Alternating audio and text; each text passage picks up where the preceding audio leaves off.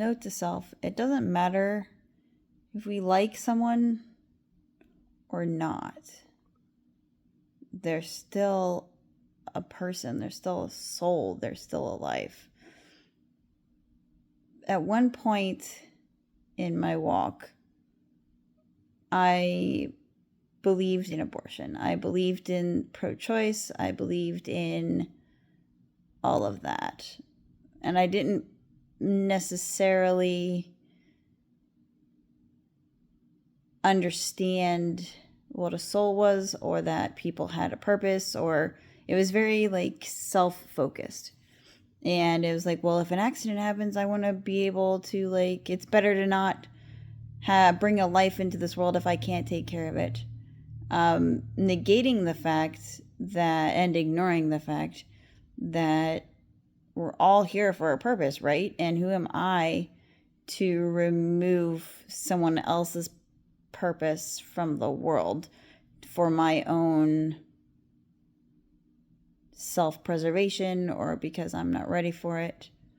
On the other hand, we need to be responsible and not shag like rabbits and have 50 kids if we can't sustain it, if we can't raise them and nurture them and teach them and contribute positively to society.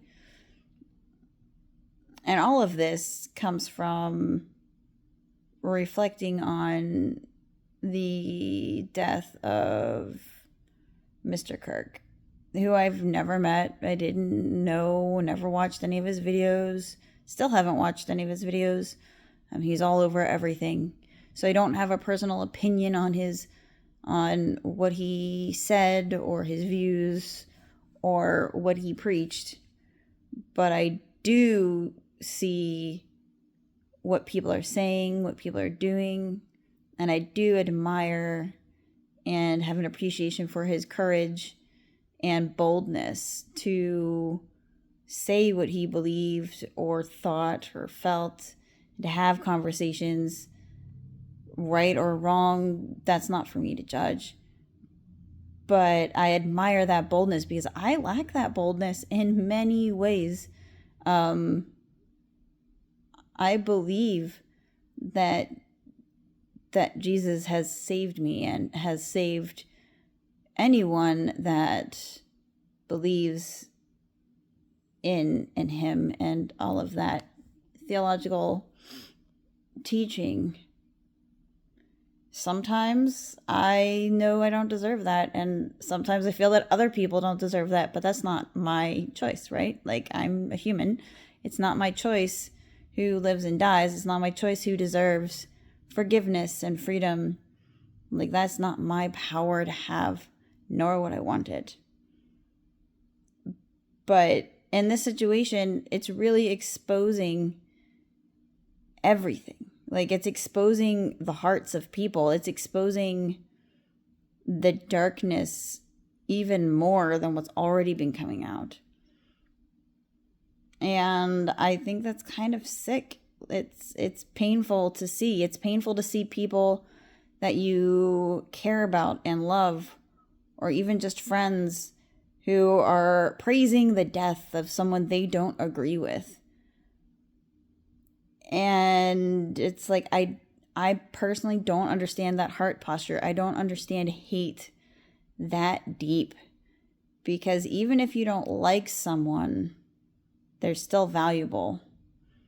You can still learn from them. You can still grow, and they can still learn, and they can still grow. Like, that's one of the beautiful things about humanity, is the fact that we have that ability to change if we're actually wanting to, if we're willing to be very uncomfortable and willing to do the hard work to grow, to do that.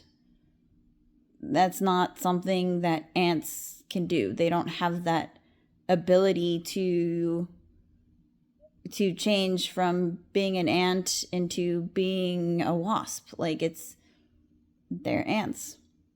And we're humans, and we can change from being dark, selfish people into less selfish people, into people who actually want to see other people grow and develop and bear their own fruits and contribute and just blossom, because we all have that potential. But with this Kirk situation and all of the genocides and deaths and battles and all of these things that people glorify, we're just feeding more darkness. And we don't need that. We don't need more darkness. We have enough. We're very, very good at making our own darkness. We do not need to spread it and color in other people's lives with darkness. We need to do better as people, as humans. I pray that we can do better. I pray for the person who shot him, that he grows, or they grow and they learn from this, they change, they repent, whatever it is, that they realize the gravity and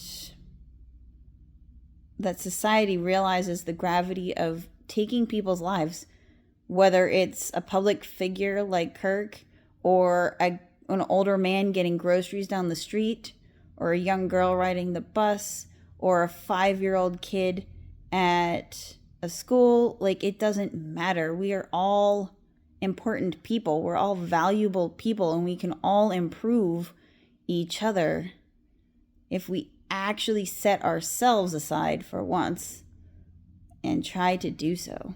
Just a little. We don't even need to sacrifice ourselves, right? We don't need to stop doing the things we enjoy doing. Just open our hearts a little bit more. Chip off some of the old paint that's covering our walls. Stop holding on to hate and anger, because all it does is breeds more hate and anger and makes you more and more miserable. And do you really want to be miserable?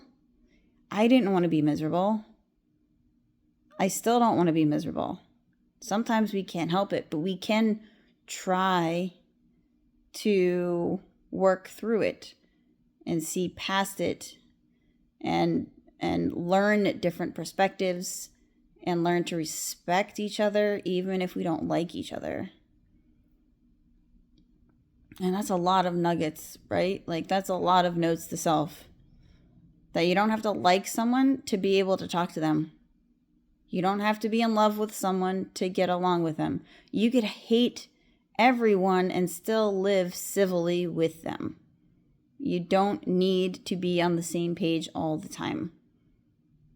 Just have a slightly open mind and a slightly open heart, and see where you can get a little nugget of wisdom from someone. A little glimmer of hope or light, rather than more bullets of darkness. So, try it. Try being thankful for your adversaries. Being thankful for the people who are against you, who you perceive are against you. Be thankful for your own limitations, and realizing where your enemies are actually your allies, because they're able to help you grow and overcome those limitations. How about we look at the opportunities instead of everything that's tearing us apart, tearing everyone apart? Let's just try it.